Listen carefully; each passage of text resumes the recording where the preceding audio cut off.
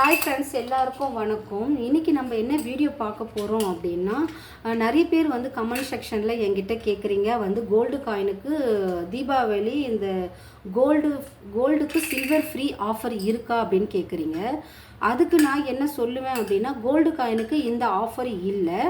நீங்கள் வந்து full video பார்க்கணும் அப்படின்னா நமக்கு லோகோக்கு கீழே இருக்க அந்த லிங்க்கை தொட்டிங்க அப்படின்னா லாங் வீடியோ வரும். அந்த வீடியோவில் வந்து இதை பற்றின டீட்டெயில்ஸான வீடியோஸ் வந்து ஃபுல்லாகவே கொடுத்துருக்கேன். அதில் போய் நீங்கள் செக் அவுட் பண்ணி பாருங்கள்.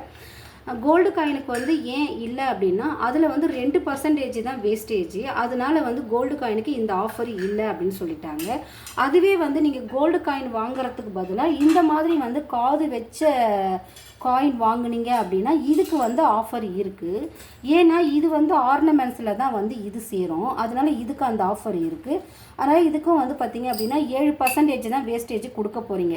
அதாவது 8% வேஸ்டேஜ். இந்த ஆஃபரை வந்து நம்ம யூஸ் பண்ணும்பொழுது 7% வருது.